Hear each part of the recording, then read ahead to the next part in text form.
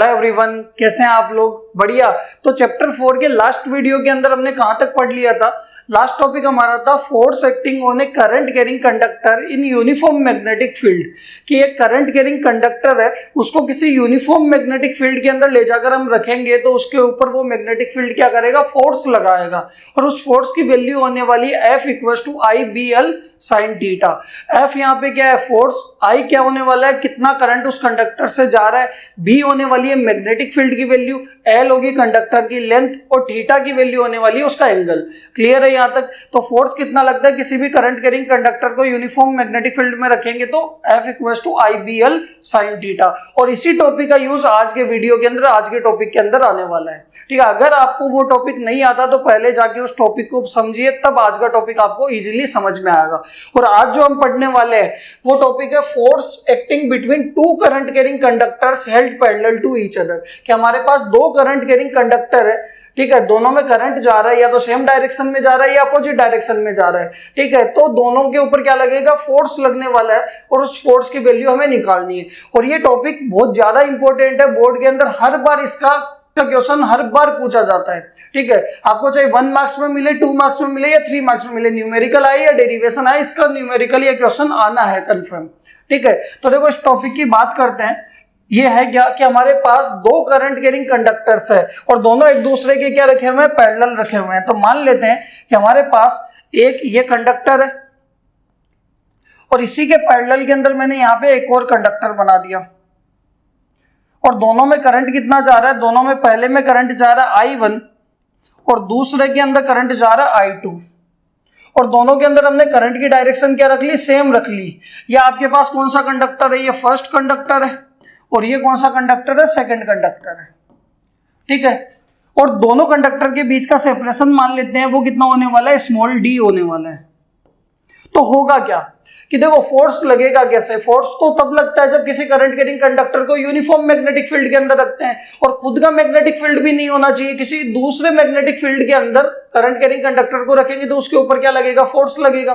ठीक है, तो यहां पे कैसे फोर्स लगने वाला है? तो एक्चुअल में अगर आप देखोगे कि ये जो फर्स्ट कंडक्टर है इसमें करंट I1 जा रहा है, और ये I1 अपने आसपास क्या करेगा? मैग्नेटिक फील्ड प्रोड्यूस कर देगा। इस I1 के मैग्नेटिक फील्ड के अंदर ये I2 वाला कंडक्टर आएगा तो इसके ऊपर क्या लग जाएगा? फोर्स लग जाएगा। कि I1 क्या करेगा? मैग्नेटिक फील्ड प्रोड्यूस करेगा। ठीक है, और इस I1 वाले मैग्नेटिक फील्ड के अंदर कि जो I1 कंडक्टर मैग्नेटिक फील्ड यहां पे प्रोड्यूस कर रहा है, उसके अंदर ये करंट कैरिंग कंडक्टर I2 वाला आएगा तो उसके ऊपर क्या लगेगा? फोर्स लगेगा। सेम क्या होगा? ये सेकंड वाला कंडक्टर में भी करंट जा रहा है तो ये भी अपने आसपास क्या करेगा? मैग्नेटिक फील्ड प्रोड्यूस करेगा। इसके मैग्नेटिक फील्ड के अंदर किस पे फोर्स लग जाएगा? फर्स्ट वाले कंडक्टर पे, करंट कैरिंग कंडक्टर पे। समझ में आया? तो देखो यहाँ पे हमने यही लिखा है कि हमारे पास दो कंडक्टर है, दोनों में करंट कितना है? I1 और I2, और सेम डायरेक्शन में जा रहा है। अपोजिट का भी हम स्पेशल केस के अंदर करेंगे कि दोनों में अगर करंट की डायरेक्शन अपोजिट होगी तो फोर्स पे क्या फर्क पड़ेगा, वो भी हम बात करेंगे एंड में। दोनों कितनी डिस्टेंस में सेपरेटेड है?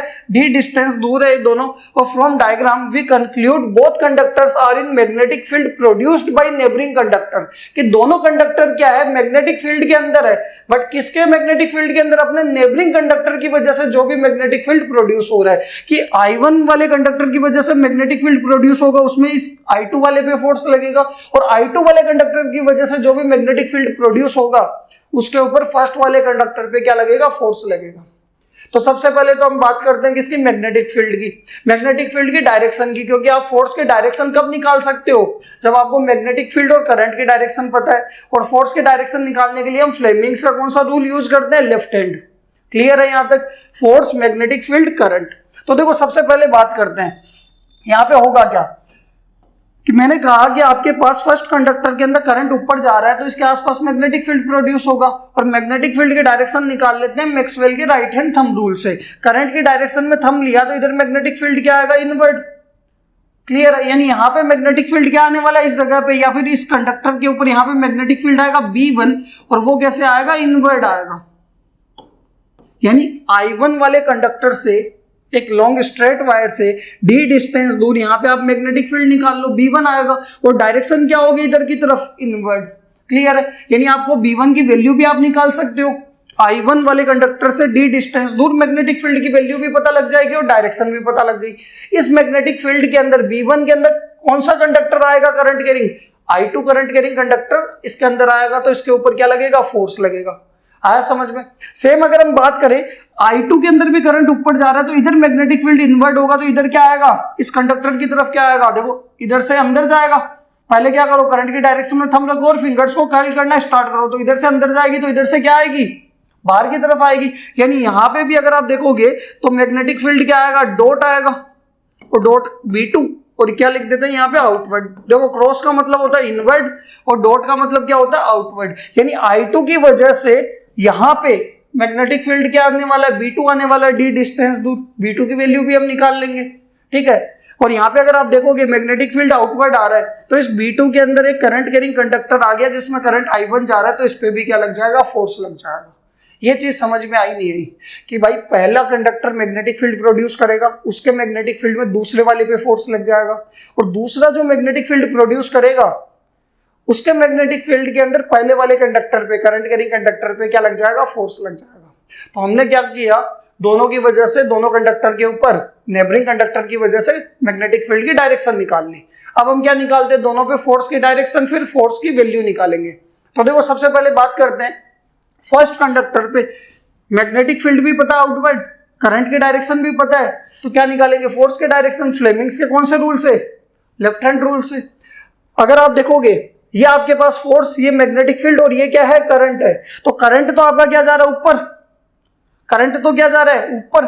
मैग्नेटिक फील्ड देखोगे कैसा लग रहा है, आउटवर्ड। हाथ घुमाना है आपको, हाथ घुमाना आना चाहिए। यहां देखो, अगर आप देखो मैंने क्या किया, करंट को ऊपर, पहले तो आप किस तरीके से स्ट्रेच कर लो कि तीनों परपेंडिकुलर हो, फिर अंगुलियां नहीं घुमानी है, हाथ को घुमाना है, ठीक है। यहां से आपकी कलाई घूमनी चाहिए। तो यहां से अगर आप देखो मैंने इस तरीके से बना रखा है। अब सबसे पहले ये करंट है, करंट मेरा क्या जा रहा है, ऊपर, तो ये मैंने इस तरीके से घुमा लिया, करंट क्या जा रहा है, ऊपर, क्लियर है। अब अगर आप देखो मैग्नेटिक फील्ड क्या आ रहा है, आउटवर्ड, मैग्नेटिक फील्ड आउटवर्ड, ये बाहर की तरफ, तो करंट ऊपर, मैग्नेटिक फील्ड बाहर की तरफ, तो थंब किधर है, राइट के अंदर। यानी इसके ऊपर फोर्स किधर की तरफ लगेगा, F1 लगेगा, वो राइट की तरफ लगेगा। आया समझ में कि आपके पास देखो तीनों परपेंडिकुलर होते हैं, मतलब एक एक्स में होगा, एक वाई में होगा, एक जेड में होगा, ठीक है। तो यहां पे अगर आप देखोगे मैग्नेटिक फील्ड आउटवर्ड या इनवर्ड, मतलब जेड की बात होगी, करंट ऊपर जा रहा है मतलब वाई की बात होगी, तो ये एक्स में ही होना है, चाहे पॉजिटिव हो चाहे नेगेटिव हो, बट किस साइड होगा, राइट साइड में होगा, पॉजिटिव एक्स में होगा। क्लियर है यहां तक। सेम क्या करेंगे, सेकंड कंडक्टर पे भी हम क्या निकालेंगे, फोर्स की डायरेक्शन निकालेंगे। अगेन देखो सेम। अब क्या करेंगे, ये मैग्नेटिक फील्ड है, ये करंट है, करंट को सबसे पहले मैंने ऊपर की तरफ, ऊपर जा रहा है, I2 करंट बनाया। मैग्नेटिक फील्ड कैसे जा रहा है, अंदर, ये लो मैग्नेटिक फील्ड इनवर्ड, करंट ऊपर, मैग्नेटिक फील्ड अंदर, बोर्ड के अंदर, इनटू दी पेज या इनटू दी बोर्ड, ठीक है। तो देखो थंब किधर है, लेफ्ट के अंदर, यानी इसके ऊपर फोर्स किधर की तरफ लगेगा, F2। फोर्स की डायरेक्शन समझ में आई। हमने मैग्नेटिक फील्ड की डायरेक्शन निकाल ली दोनों कंडक्टर पे एक दूसरे की वजह से, और हमने फोर्स की डायरेक्शन भी फ्लेमिंग्स के लेफ्ट हैंड रूल से निकाल ली। अब हमें वैल्यू किसकी निकालनी है, फोर्स की वैल्यू निकालनी है। तो सबसे पहले तो बात करते हैं force acting on first conductor. First conductor के ऊपर क्या निकालेंगे, फोर्स की वैल्यू निकालेंगे। देखो कैसे होने वाला है, देखो फर्स्ट कंडक्टर पे फोर्स, तो आपको पता है किसी भी करंट कैरिंग कंडक्टर को यूनिफॉर्म मैग्नेटिक फील्ड में रखते हैं, या यूनिफॉर्म मैग्नेटिक फील्ड में करंट कैरिंग कंडक्टर पे फोर्स लगता है कितना, I/L sin थीटा, ठीक है। तो यहाँ पे अगर आप देखोगे कि ये करंट कैरिंग कंडक्टर है, करंट I1 जा रहा है, कितने मैग्नेटिक फील्ड के अंदर है, V2, इसके ऊपर क्या लगेगा, फोर्स लगेगा। तो यहाँ पे फोर्स की वैल्यू, F1 की वैल्यू निकालोगे तो क्या आने वाला है, करंट कितना है फर्स्ट कंडक्टर के अंदर, I1, ठीक है। F1 में करंट कितना जा रहा है, I1। मैग्नेटिक फील्ड कितना है, मैग्नेटिक फील्ड है V2, तो I1 V2, L उसकी लेंथ, और ये साइन थीटा। क्लियर है। अगर आप साइन थीटा, थीटा की वैल्यू निकालोगे तो थीटा किस किस के बीच में, इसकी लेंथ देखो इस तरीके से, और मैग्नेटिक फील्ड कैसे, आउटवर्ड, यानी लेंथ ऐसे है और मैग्नेटिक फील्ड बाहर, एंगल कितना हो जाएगा, 90 डिग्री। यानी यहाँ पे थीटा की वैल्यू क्या होने वाली है, 90, और साइन 90 कितना होगा, यानी F1 आ जाएगा I1 B2 L साइन 90, और साइन 90 कितना हो जाएगा 1, तो आपके पास F1 की वैल्यू आ जाएगी I1 B2 L। ये आपके पास आएगा इक्वेशन नंबर 1। बताओ समझ में आया। अब हमें वैल्यू किसकी निकालनी है, B2 की। B2 एक्चुअल में है क्या, एक लॉन्ग स्ट्रेट वायर है जिसमें करंट I2 जा रहा है, इससे d डिस्टेंस दूर, मैग्नेटिक फील्ड की वैल्यू हमने एम्पियर सर्किटल लॉ में भी निकाला था फर्स्ट एप्लीकेशन में, और बायो-सावर्ट के थर्ड एप्लीकेशन में भी हमने बात करी थी। ठीक है, तो आपको नहीं पता तो आप वहां से देख सकते हो। ठीक है, वीडियो का लिंक मैं आपको डिस्क्रिप्शन में दे दूंगा, तो आप जाके वो वीडियो देखिए वहां पे, और वो भी इंपॉर्टेंट टॉपिक है, उसके भी क्वेश्चंस आते हैं, बायो-सावर्ट के भी क्वेश्चंस आते हैं। ठीक है, वहां पे कॉन्सेप्चुअल क्वेश्चन के अंदर आपका लॉन्ग स्ट्रेट वायर की वजह से मैग्नेटिक फील्ड जो आता है, बहुत सारे क्वेश्चंस आपको दिखेंगे इसके। क्लियर है यहां तक? तो देखो वैल्यू किसकी निकालते हैं, B2 की। तो यहां पे मैं लिखता हूं, हम जानते हैं magnetic field, we know that magnetic field due to a current carrying long straight wire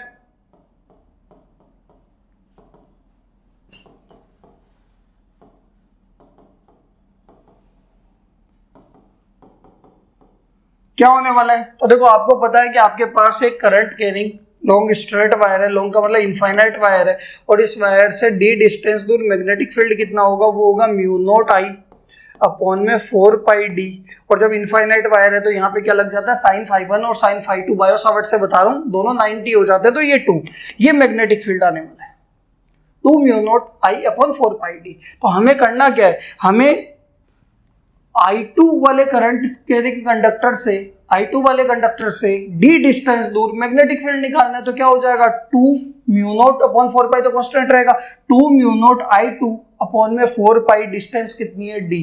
यानी यहाँ पे मैं लिख देता हूं, आपके पास आ जाएगा, किसकी वैल्यू निकालनी है आपको, B2 की। B2 की वैल्यू किसकी वजह से, I2 की वजह से, 2 म्यू नॉट I2 अपॉन में कितनी डिस्टेंस दूर है, 4 पाई d। यहां से आप 2 से 2 कैंसिल कर सकते हो, बट मैं कैंसिल नहीं करता, क्यों, क्योंकि म्यू नॉट अपॉन 4 पाई की वैल्यू हमें डायरेक्टली पता है 10 की पावर -7 होती है, न्यूमेरिकल्स इजीली सोल्व हो जाएंगे। क्लियर है यहां तक? ये हम मान लेते हैं इक्वेशन नंबर कितनी आ गई, 2। 2 को कहां पुट कर देंगे, 1 के अंदर, तो पुट इक्वेशन 2 इन इक्वेशन 1। तो इक्वेशन 1 के अंदर पुट करेंगे तो F1 की वैल्यू आएगी, देखो था क्या, I1 B2 कितना है, 2 म्यू नॉट I2 अपॉन में 4 पाई डी, और ये मल्टीप्लाई के अंदर क्या आएगा, L, I1 B2 L, और साइन थीटा तो आपका कितना हो गया, 1 हो गया, क्योंकि थीटा कितना था, 90 था। तो यहां से आपके पास फोर्स की वैल्यू कितनी आ जाएगी फर्स्ट कंडक्टर पे, ये आ जाएगा 2 mu naught I1 I2 upon में 4 पाई डी, और मल्टीप्लाई में लेंथ। ये लेंथ कौन से कंडक्टर की है, जिसके ऊपर हम फोर्स निकाल रहे हैं। तो फर्स्ट कंडक्टर का फोर्स निकाल रहे हैं, तो लेंथ भी किसकी होगी, फर्स्ट की होगी, और यूनिट क्या हो जाएगी, न्यूटन। यूनिट क्या होने वाली है, न्यूटन। और इसको मान लेते हैं इक्वेशन नंबर 3। डायरेक्शन की अगर मैं बात करूं तो F1 जो है वो किधर लग रहा है, F1 की डायरेक्शन है सेकंड कंडक्टर की तरफ। तो आप लिख सकते हो कि किधर की तरफ लग रहा है, ये लग रहा है टुवर्ड्स सेकंड कंडक्टर। किधर की तरफ लग रहा है, टुवर्ड्स सेकंड कंडक्टर। बताओ आया समझ में? यहीं पे अगर आपको मान लो, ये तो आपके पास फोर्स आया, अगर आपको निकालना है फोर्स पर यूनिट लेंथ, तो दोनों साइड किससे डिवाइड कर दो, L से, लेंथ से डिवाइड कर दो, या फिर इस L को कहां ले आओ, डिवाइड में ले आओ। तो अगर आपको निकालना हो, न्यूमेरिकल्स में पूछते हैं वो कि अगर आपको फोर्स पर यूनिट लेंथ निकालना हो, फोर्स पर यूनिट लेंथ की बात करनी हो, तो ये हो जाएगा आपके पास F1/L। Force per unit length में कितना फोर्स आ रहा है। तो यहां से अगर आप देखोगे इस L को डिवाइड में ले जाओगे तो L को छोड़ के बाकी का पूरा आ जाएगा, 2 mu naught I1 I2 upon में 4 पाई डी। तो ये हो जाएगा 2 mu naught I1 I2 upon में 4 पाई डी। और यूनिट क्या हो जाएगी, अब यूनिट आपके पास हो जाएगी न्यूटन पर मीटर। देखो जब फोर्स था तो यूनिट क्या थी, न्यूटन, बट अब हमने क्या निकाला है, फोर्स पर यूनिट लेंथ, तो यूनिट क्या हो जाएगी, न्यूटन पर मीटर। यह समझ में? ये हमने फोर्स कौन सा कंडक्टर पे निकाल लिया, फर्स्ट कंडक्टर पे। सेम हम किसकी बात करेंगे, F2 की बात करेंगे, सेकंड कंडक्टर पे फोर्स। तो जब F2 निकालेंगे तो क्या होगा, I2 B1L, इसकी लेंथ साइन थीटा, और थीटा इसमें भी कितना होगा, 90 डिग्री। क्यों, क्योंकि लेंथ तो ऐसे और मैग्नेटिक फील्ड इनवर्ड है, मैग्नेटिक फील्ड अंदर जा रहा है। तो यहां पे देखो बात करते हैं सेकंड के ऊपर।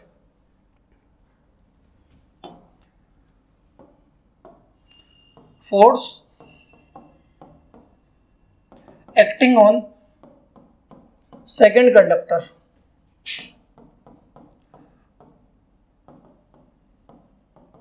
तो देखो सेकंड कंडक्टर पे फोर्स निकालेंगे तो क्या लिखेंगे, F2 क्या होगा आपके पास, I2 मैग्नेटिक फील्ड I1 की वजह से आएगा कितना, B1 L उसकी लेंथ और ये साइन थीटा। थीटा आपके पास अगेन क्या होगा, 90 डिग्री होगा। 90 क्यों होगा, तो मैंने बताया कि यहाँ पे देखो लेंथ तो ऐसे थी और मैग्नेटिक फील्ड क्या जा रहा था, B1 अंदर जा रहा था, तो एंगल कितना हो जाएगा 90। तो यहाँ पे आपके पास आ जाएगा F2 equals to I2 B1 L sign 90 और साइन 90 कितना होगा 1, तो आपके पास F2 की वैल्यू आ जाएगी I2 B1 L। Equation number 4 मान लो। आया समझ में, ठीक है। अब देखो B1 मैग्नेटिक फील्ड किसकी वजह से है, आपके पास एक करंट कैरिंग कंडक्टर है, कौन सा I1, इससे d डिस्टेंस दूर मैग्नेटिक फील्ड निकालना है, मतलब इससे d डिस्टेंस दूर इस पॉइंट पे मैग्नेटिक फील्ड निकालना है। और वायर कैसा आपका, इनफाइनाइट वायर के लिए बात कर लेते हैं, तो यहां पे लिखते हैं वी नो दैट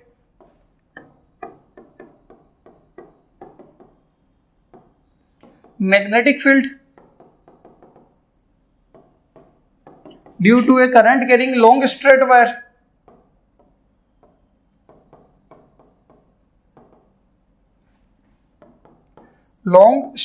wire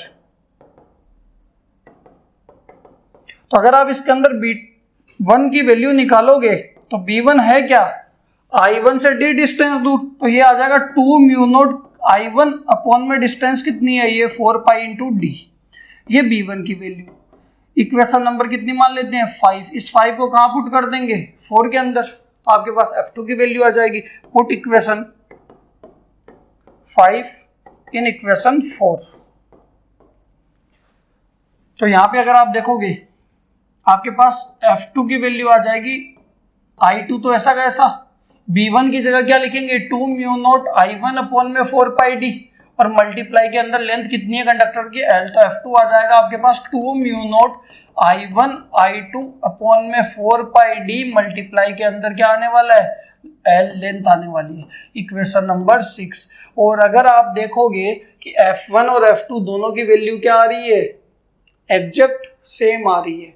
और F2 की अगर मैं डायरेक्शन की बात करूं तो F2 किधर की तरफ लग रहा है, फर्स्ट कंडक्टर की तरफ। देखो F1 किधर लग रहा है, सेकंड की तरफ, तो F2 क्या लग रहा होगा फर्स्ट की तरफ। तो यहाँ पे हम क्या लिखेंगे, F2 की डायरेक्शन किधर है, टुवर्ड्स फर्स्ट कंडक्टर। समझ में आ, तो यहां से अगर आप देखोगे F1 और F2 दोनों क्या इक्वल है और दोनों एक दूसरे की तरफ जा रहे हैं। यानी अगर आप बोल सकते हो कि आपके पास दो कंडक्टर है, दोनों में करंट जा रहा है I1 I2 और दोनों में करंट की वैल्यू तो अलग अलग है बट डायरेक्शन क्या है, सेम है, ठीक है। तो दोनों में करंट की डायरेक्शन सेम है, तो दोनों क्या करेंगे, एक दूसरे को अट्रैक्ट करेंगे, एक दूसरे की तरफ लेके जा रहे हैं, खींच रहे हैं, तो एक दूसरे को अट्रैक्ट करेंगे इक्वल फोर्स से, क्योंकि फोर्स की वैल्यू क्या आने वाली है, इक्वल आने वाली है। देखो बहुत आसान सी चीज है। आपके पास सबसे पहले तो मैग्नेटिक फील्ड की डायरेक्शन बना लो दोनों की वजह से, पहले वाली की वजह से इनवर्ड, इसकी वजह से इधर आउटवर्ड, फोर्स की डायरेक्शन आ जाएगी। अब पहले का फोर्स निकालना है तो पहले का करंट, पहले पे मैग्नेटिक फील्ड कौन लगा रहा है, दूसरा, यानी I1 B2 L sin theta. इस पे B2 की वैल्यू निकाल लेंगे I2 से d डिस्टेंस दूर करंट कैरिंग कंडक्टर से। यहां देखोगे I2 B1 L sin theta, B1 की वैल्यू निकाल लेंगे, ठीक है। और यहाँ पे क्या कर देंगे, पुट कर देंगे, आपके पास फोर्स आ जाएगा।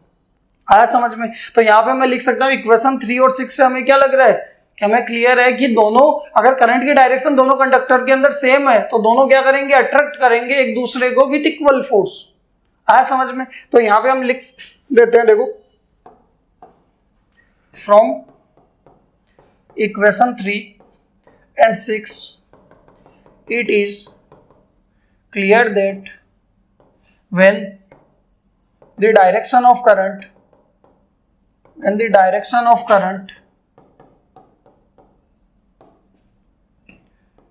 in both conductors are same, then they will attract each other with equal force,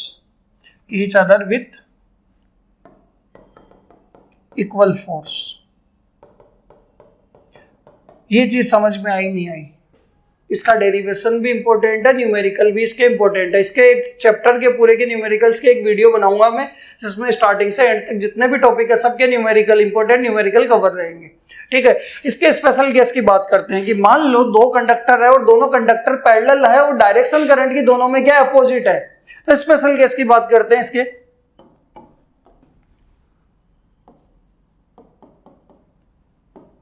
वो है if the direction of current,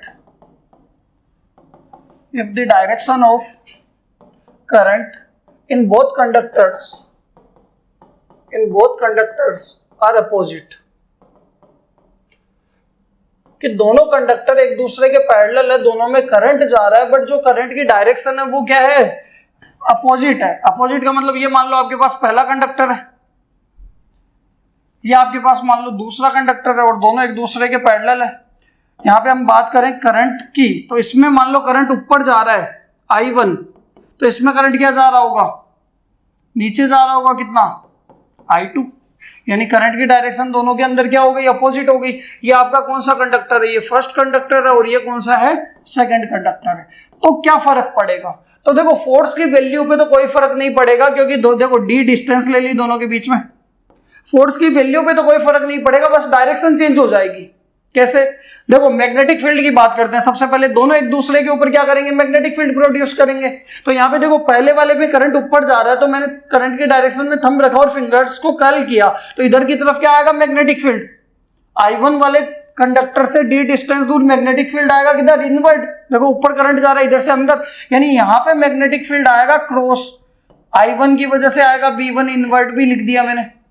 आया समझ में।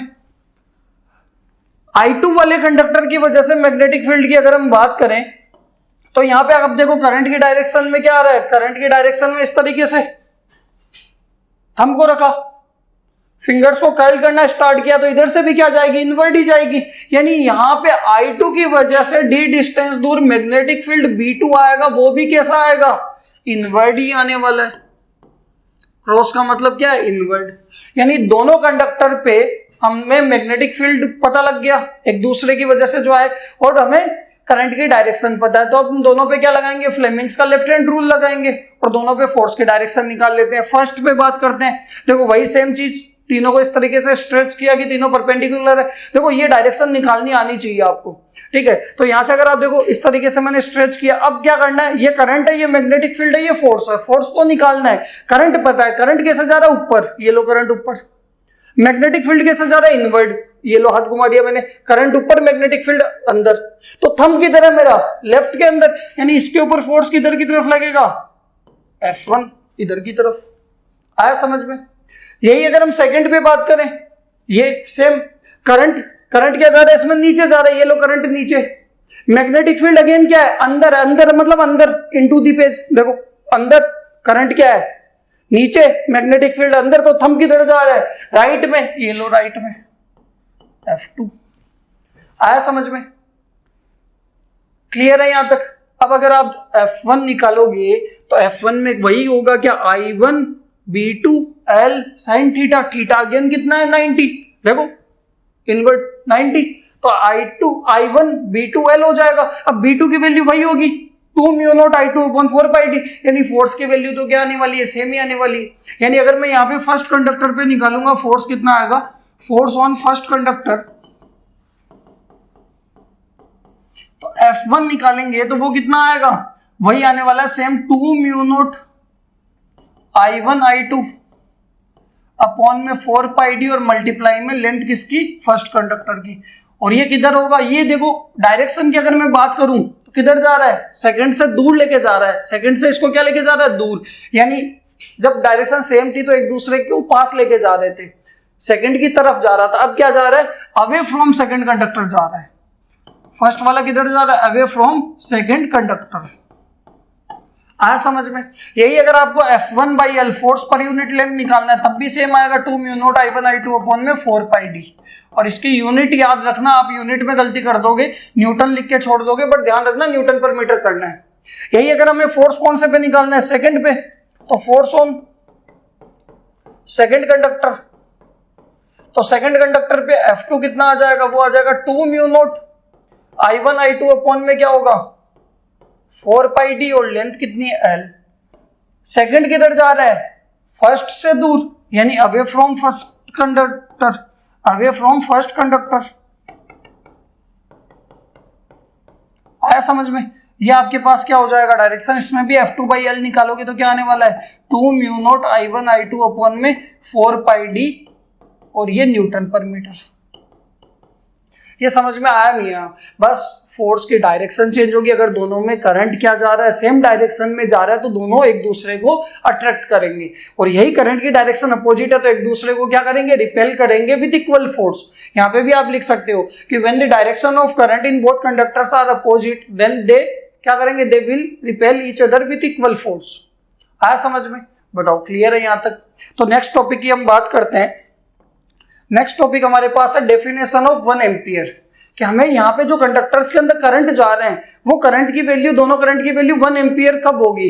तो यहाँ पे देखो आप 1 एम्पियर निकाल सकते हैं कि आपके पास फोर्स का फॉर्मूला होता है, वो होता है क्या, या फोर्स पर यूनिट लेंथ का फॉर्मूला ले लो। फोर्स पर यूनिट लेंथ का फॉर्मूला क्या होता है आपके पास, वो होता है 2 mu naught I1 I2 upon में 4 पाई डी होता है। अगर आप देखो दोनों कंडक्टर के बीच का सेपरेशन मान लेते हैं 1 मीटर, करंट I1 और I2 दोनों की वैल्यू कितनी होगी 1 एम्पियर। अगर ये कंसिडर करते हैं तो फोर्स पर यूनिट लेंथ कितना आने वाला है, वो आने वाला है 2 म्यू नॉट अपॉन 4 पाई की वैल्यू कितनी होगी 10 की पावर -7। I1 कितना है 1, I2 कितना है 1 और ये 1, यानी फोर्स पर यूनिट लेंथ की वैल्यू आपके पास आ जाएगी 2 × 10 की पावर -7 न्यूटन पर मीटर। तो आप बोल सकते हो कि दोनों कंडक्टर के अंदर करंट 1 एम्पियर कब होगा, जब दोनों, पहली बात तो वैक्यूम में होंगे, एयर के अंदर होंगे, कितने डिस्टेंस से सेपरेटेड होंगे 1 मीटर से, और फोर्स पर यूनिट लेंथ कितना होगा दोनों में 2 × 10 की पावर -7 न्यूटन पर मीटर। और ये पूछते भी एमसीक्यू के अंदर आता है बोर्ड एग्जाम में। क्लियर है? तो पता होना चाहिए। यानी इसकी डेफिनेशन क्या होगी, current in the conductor is said to be 1 ampere if these are placed at 1 metre apart in vacuum. कि पहले तो दोनों कंडक्टर कितने डिस्टेंस पे रखे हुए हैं 1 मीटर पे, ठीक है। दोनों में करंट I1 I2 दोनों कितना हो जाएगा 1 एम्पियर। पहली बात तो दोनों क्या है, एयर के अंदर, वैक्यूम के अंदर है, 1 मीटर की डिस्टेंस में सेपरेटेड है, ठीक है। Interact with the force of 2 × 10 की पावर -7, और दोनों के ऊपर फोर्स कितना लग रहा है 2 × 10 की पावर -7 न्यूटन पर मीटर लग रहा है। कि अगर आप बोलोगे कि फोर्स की वैल्यू आपके पास, फोर्स पर यूनिट लेंथ की वैल्यू ये है, यानी यहां पे रख के देख लो ना, 2 × 10 की पावर -7 बराबर 2 × 10 की पावर -7 म्यू नॉट अपॉन 4 पाई I1 I2, और डिस्टेंस कितनी है 1, तो ये कैंसिल हो जाएगा, तब I1 I2 की वैल्यू कितनी आएगी 1 एम्पियर आएगी। क्लियर है कि आपके पास दो कंडक्टर है, दोनों के बीच की डिस्टेंस 1 मीटर है, एयर के अंदर है, और कितने फोर्स लग रहा है दोनों के बीच में, कितने फोर्स इंटरेक्ट हो रहा है, वो है 2 × 10 की पावर -7 न्यूटन पर मीटर। तो करंट को क्या बोलेंगे 1 एम्पियर बोलेंगे। बताओ क्लियर है यहां तक?